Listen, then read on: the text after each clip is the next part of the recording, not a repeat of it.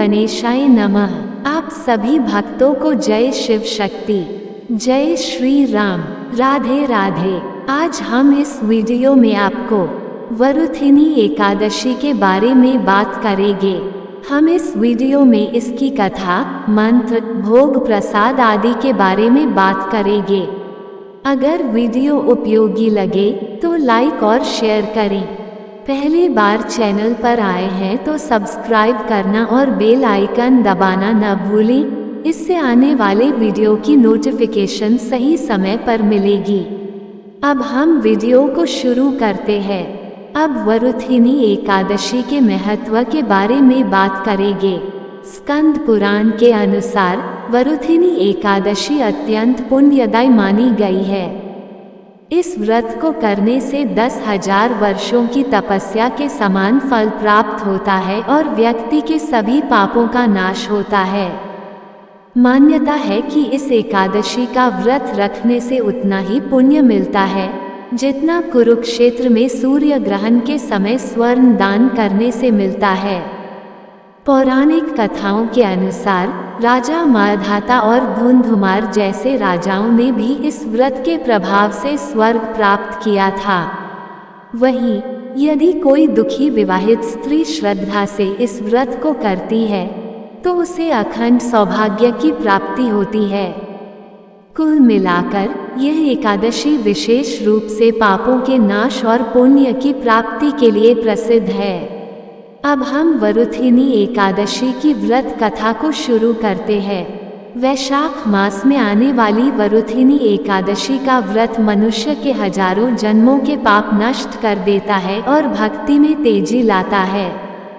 राधा रानी ने गोपियों को बताया कि एकादशी व्रत से श्री कृष्ण प्रसन्न होते हैं। ब्रह्मांड पुराण में वर्णित कथा के अनुसार एक समय की बात है। धर्मराज युधिष्ठिर जी और श्री कृष्ण के बीच वार्तालाप हो रहा था, जहां धर्मराज युधिष्ठिर ने भगवान से कुछ प्रश्न पूछे। हे भगवान, आप सबको सुख देने वाले हैं और जगत के पालनहार है। मैं आपको प्रणाम करता हूँ।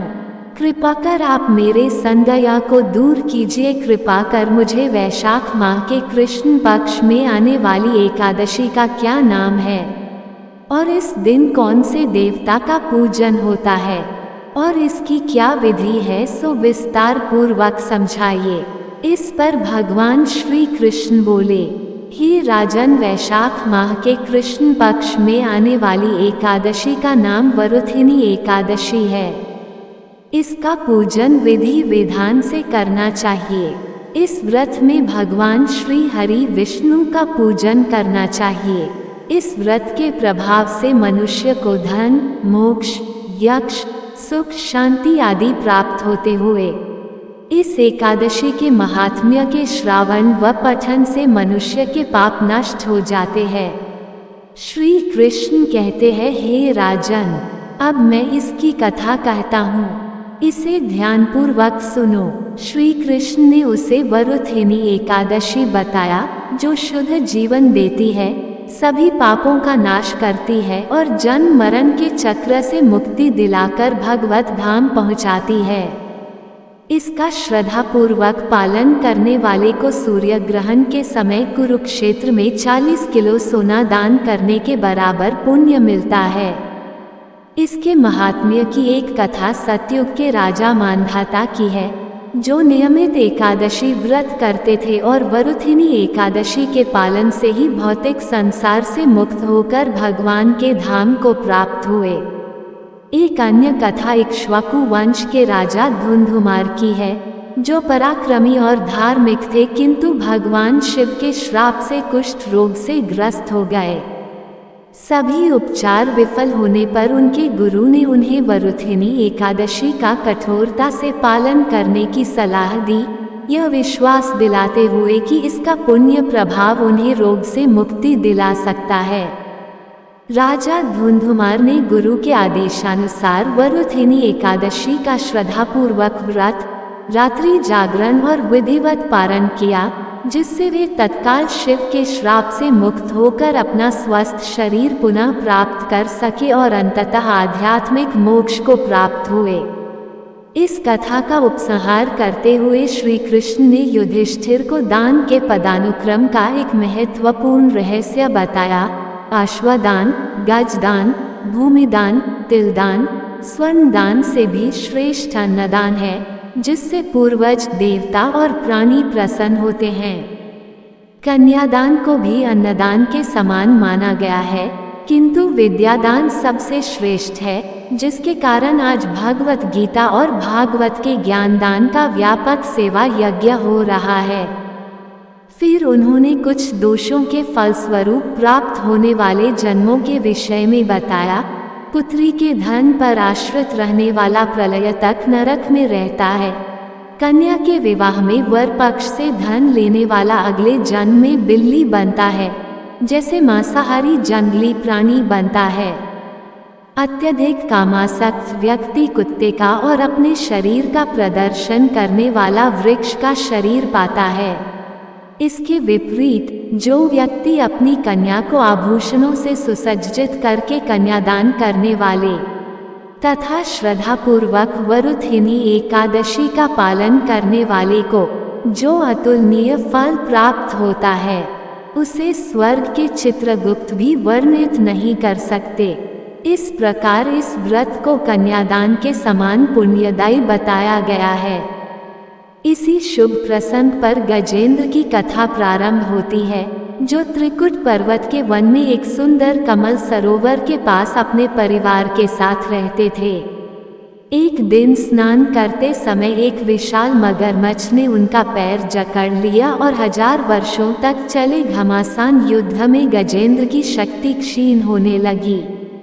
जब सभी सहारे समाप्त हो गए और वे शक्तिहीन होकर संसार की अंतिम सीमा पर पहुँचे, तब उन्होंने आकाश की ओर सूंड उठाकर अपने पूर्व जन्म की भक्ति का स्मरण किया। उस आत्मिक पुकार को भगवान श्री हरि वैकुंठ में सुनकर तुरंत खड़े हो गए और गरुड़ पर आरूढ़ होकर शंख चक्र लेकर तीव्र गति से गजेंद्र की सहायता के लिए प्रकट हुए। उनके आगमन से दिशाएं प्रकाशित हो गई और देवताओं ने प्रार्थना करते हुए पुष्प वर्षा की। भगवान ने अपने सुदर्शन चक्र से मगरमच्छ का वध कर दिया और गजेंद्र की पीड़ा समाप्त हो गई। गजेंद्र ने सूंड से कमल पुष्प उठाकर भगवान को अर्पित किया। भक्ति और शरणागति से प्रसन्न भगवान ने गजेंद्र को दिव्य स्वरूप प्रदान किया और उसे वैकुंठ धाम में स्थान दिया। इस कथा का सार यह है कि अत्यंत संकट में भी निस्वार्थ भक्ति और पूर्ण शरणागति से प्रभु को पुकारने पर वे भक्त की रक्षा के लिए अवश्य प्रकट होते हैं। श्रद्धा और शरणागति का यही संदेश वरुथिनी एकादशी के उपलक्ष्य में बताई गई पौराणिक कथाओं के माध्यम से प्राप्त होता है। इस पुण्य अवसर पर लेखक या प्रस्तुतकर्ता श्री कृष्ण का आभार व्यक्त करते हैं और अपना उद्देश्य स्पष्ट करते हैं कि वे वैदिक व पौराणिक ज्ञान के इस अप्रकाशित खजाने को यथारूप में जन जन तक पहुँचाने का प्रयास कर रहे हैं।